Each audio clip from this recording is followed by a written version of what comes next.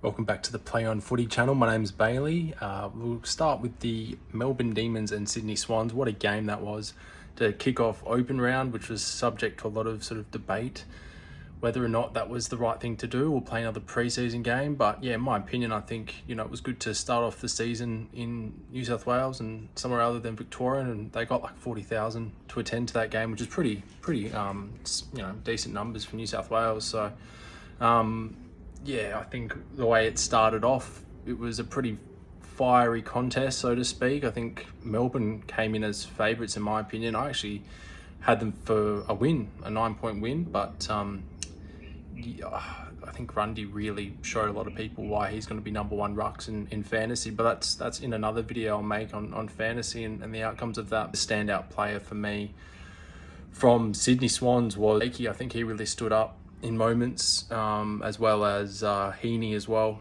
And then for the third, top three, I'd go Grundy as well. I think Grundy really he held the centre, and he really put Gawn in his place, if you will. There's a lot of tensions with that Melbourne trade and if it was the right thing to do, and I think he felt like he just got stuffed around a little bit. And I think for him to put his mark like he did, he got stung by a blue bottle behind the ear. So for him to really come out like he did was something that I'm really happy for him, and for my AFL fantasy.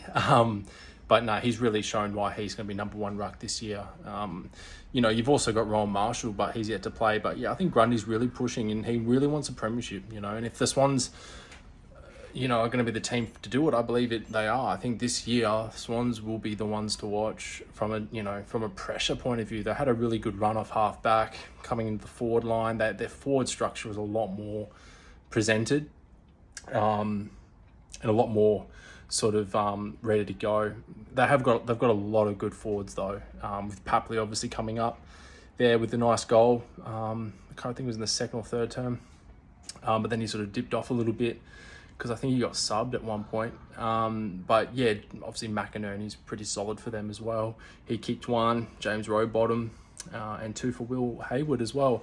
Ollie Florent obviously opened. He kicked the first goal of the match. So really positive sides there. A bit concerned about Joel Amadi. I think he, did something there. He got subbed off at one stage as well. So he'll be one to watch to see, what's going on there, because he's tipped to be the next buddy. But I actually did have him in my fantasy, but I moved him out luckily. So and then on to Melbourne. I think Gawn had a lot of pressure, and it just goes back to Melbourne's culture, seeing if he can really get the team up. And then, Goody as well, just trying to see where they are. I know they've got Angus Brayshaw that retired because of concussion, which really put them in a bit of a spot of bother defensively in the centre.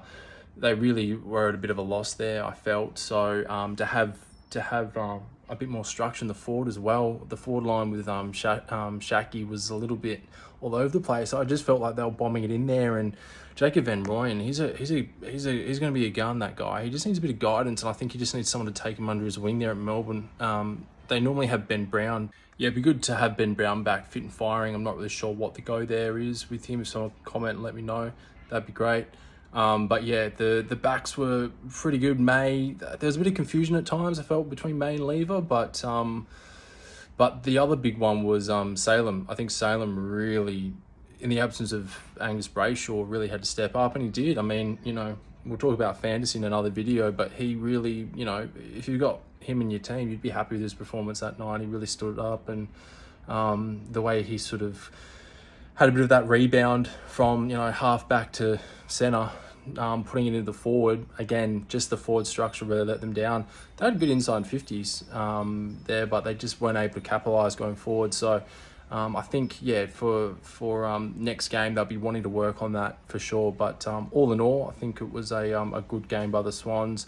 I'm not getting too excited about them just yet, but they are showing really early good signs in the first game, the first hit out. So I know personally for me, I tipped Melbourne. So good on Swannies. They're going to be really good. And I think Grundy's an amazing addition, and their centres are really good, like Warner and all that sort of stuff. Pressure around the balls immense. So great signs for them first season of the game. So I'll see you in the next one, guys. Cheers.